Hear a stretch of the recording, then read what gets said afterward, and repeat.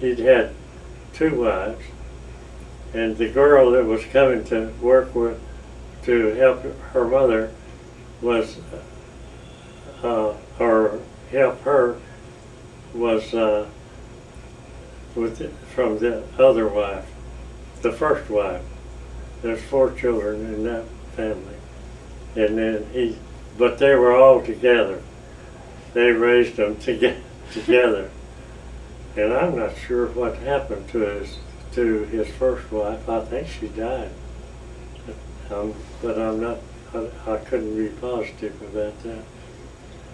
But we were going along at Event. We had to make a right turn, and we'd gone about 5 miles. And there was a road. The road was coming down straight, but right at the bridge, there was a little bridge down there, and just a creek, but it was enough that we had to have a bridge across it to get into because it's a highway, I mean, main road. And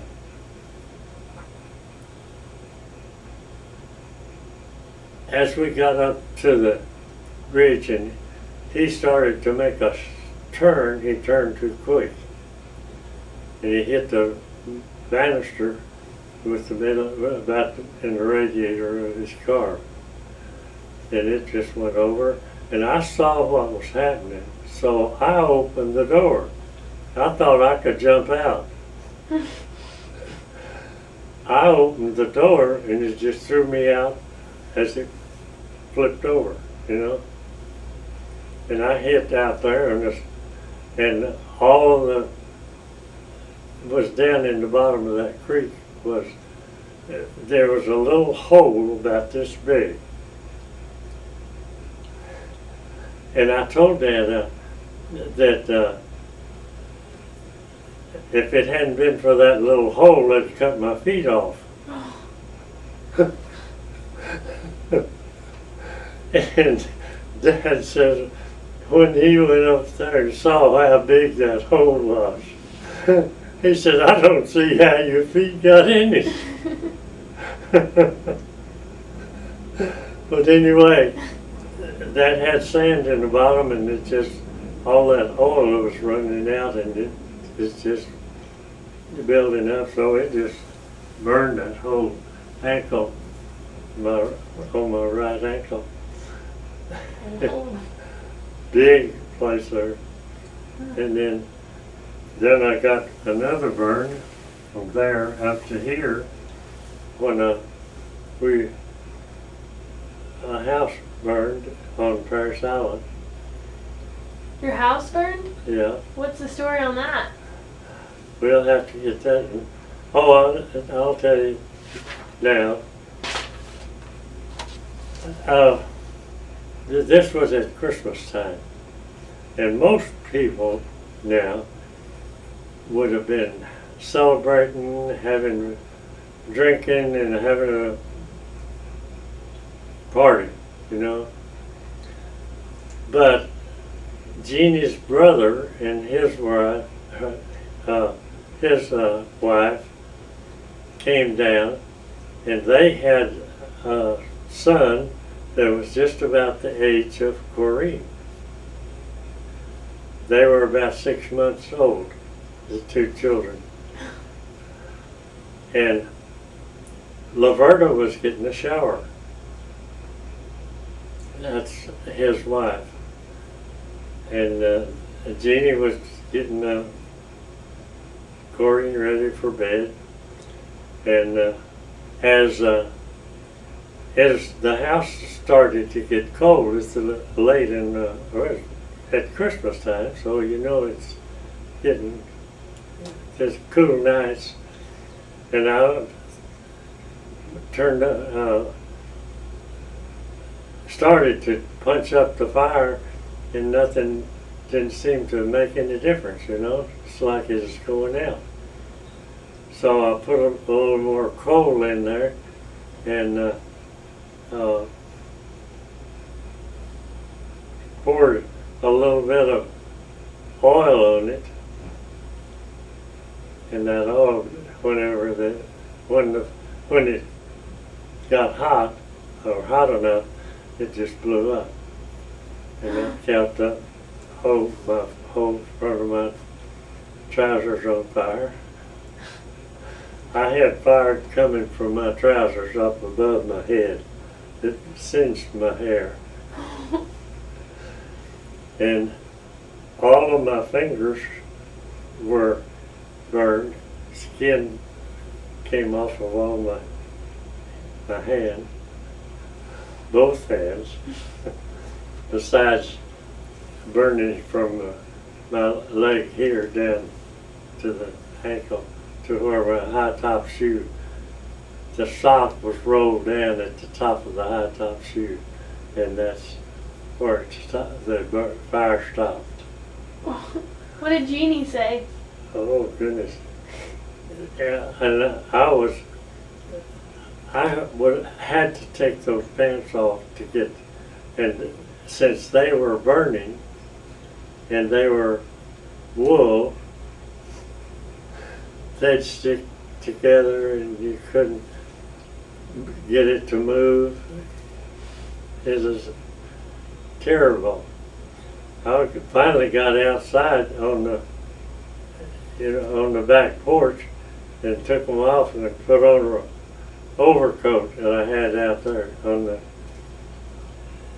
it was kind of a screened in back porch there, and we had some clothes hanging out there, and I got my overcoat, and that's what I wore to the hospital. Wow. And then I was in the hospital for 5.5 months. Because of that? Yeah. Wow. And this right here, see this much. Oh, you can't see it. But anyway, it comes from about here around like that. Wow. And all of that part that was in my shin, the nurse would come in every morning with a pair of tweezers, and some gauze and a little container to throw the stuff in, and she'd pick all the green stuff off. Oh. Oh, that went on for about 4 months, and the doctor, it was getting well up at the top, and the doctor took his finger and just rolled it like that, and it just rolled all that new skin that was covered. It just rolled where his thumb hit. It just rolled it off. Oh, that was kind of hard to take too. Then he was ready to do skin graft, and they didn't know how to do skin graft then. See, if they had known, maybe it would have been all right. But they didn't know, and the doctor came by and told me, he says, we've got some people here that they've tried to do skin graft on, and what they're doing, they're pinching up a section of skin and raising it up like that, cutting it off and putting it on in little places, And he told me, he says, if you want to try that, go ahead and stay. But if you want to get away from it, because they want to start it Monday. If you want to get away from it, I'll discharge you Friday. So I went home Friday. That's the reason I'm still here. Maybe. Wow. Oh, that was something though. Uh, So what was the accident with the 16-year-old? oh, that's when I was 16. Something about a 16-year-old hitting you or something. 16-year-old doing what? You almost died earlier. You mentioned earlier you almost died with a 16-year-old. Oh, when I was 16, Oh, okay. I guess. Well, I had pneumonia. Oh. See, I had pneumonia when I was 2 years old, and I had to learn to walk again after that.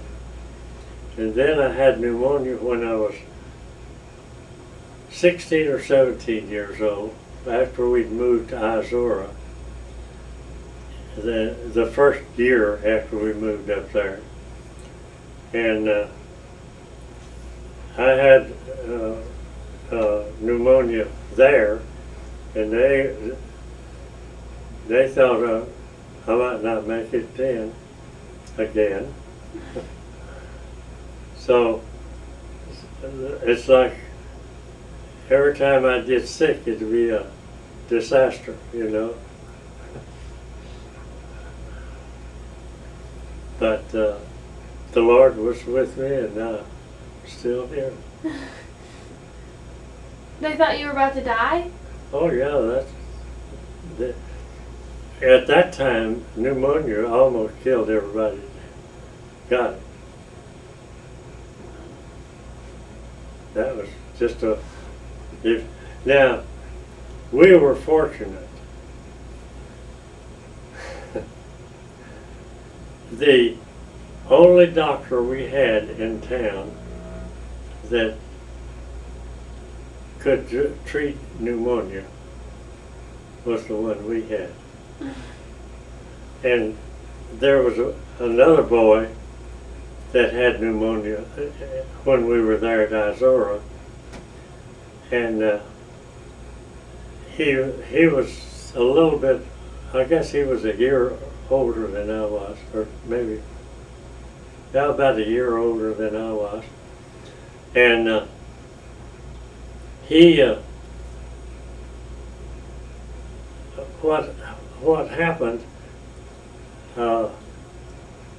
they had already taken him to the hospital down in Lampasas, and Dad was standing there talking to the doctor when this boy's brother came up, and he was asking him, and he said, well, they feel like he'll be dead in an hour or so. He said, just not, can't do anything for him. And the doctor spoke up, and he says, it's a shame just to let the boy die. And his brother says, could you do anything about it? He says, yeah, I sure can. So he says, well, let's go. He went up, he was downstairs. He just went up the stairs, got his black bag, and come back down, and they went to the hospital. And they said within an hour, he was breathing easy. And just like he had a key that unlocked a door, that had life in it. So do you have any other life-threatening or accidents or anything? Or anybody in your family?